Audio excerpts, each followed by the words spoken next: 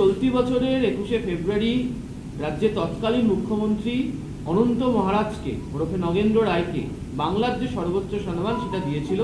আজকে রাজ্য সরকারের তরফ থেকে সেই যে সম্মান প্রত্যাহার করে নেওয়া হলো।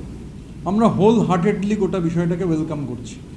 মানে যেভাবে তিনি নেতাজি সুভাষচন্দ্র বসুকে ধারাবাহিকভাবে অপমান করে চলেছেন, মানে তাতে এই যে সিদ্ধান্ত রাজ্য সরকার নিয়েছেন একদম সঠিক সিদ্ধান্ত। মানে তো স্ট্রিপিং অফ অনার।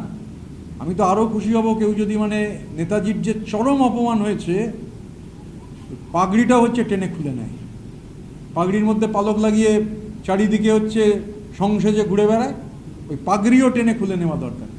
নেতাজির মতো দেশপ্রেমিককে যে চরম অপমান, এবং শুধু নেতাজিতে থেমে থাকেনি, কিন্তু ছত্রপতি শিবাজি তাকে অপমান করছে। এই ধরনের লোকের হচ্ছে মানে হয় উন্মাদ হলে মানে পাগলা কারোদের ভেতর থাকুক, আর নালে এদের বিরুদ্ধে মানে শুধু সম্মান মানে স্ট্রিপিং অফ দিস অনার। মানে কেন ওনাকে দেওয়া হয়েছিল এটা প্রাক্তন মুখ্যমন্ত্রী ডক্টর মমতা ব্যানার্জি বলতে পারবেন।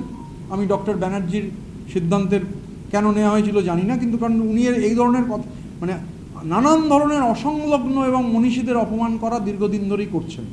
তো এখন যেটা হয়েছে এটা ওয়েলকাম মুভ, আমরা হোল হার্টেডলি ওয়েলকাম করছি। এবং আইনগত ব্যবস্থাও মানে যেহেতু এখন নেতাজি সুভাষচন্দ্র বসুকে অপমান করলে যে আইনগত পদক্ষেপ, তো শুধু সম্মান কেড়ে নেওয়া নয়, ওনার বিরুদ্ধে উনি শুধু নন, যারাই হচ্ছে নেতাজিকে অপমান করছে তাদের বিরুদ্ধে আইনগত ব্যবস্থা হোক। দ্বিতীয় হচ্ছে যে কলকাতা পুরসভার 81 নম্বর ওয়ার্ডে নেতাজি সুভাষচন্দ্র বসুর যে একটি মূর্তি, তার ডান হাত কেউ বা কারা ভেঙে দিয়ে চলে গিয়েছে। অবিলম্বে হচ্ছে পুলিশের উচিত, মানে গতকালই মুখ্যমন্ত্রী তো ঘোষণা করেছেন সরকারকে দায়িত্ব নিতে হবে, অবিলম্বে দোষীদের খুঁজে তাদের দৃষ্টান্তমূলক শাস্তি দিতে হবে। কেননা এটা তো চলতে পারে না, এই অসভ্যতা। এটা পুলিশকে অবিলম্বে মানে যত তাড়াতাড়ি সম্ভব ব্যবস্থা করতে হবে দোষীদের খুঁজে পার করা।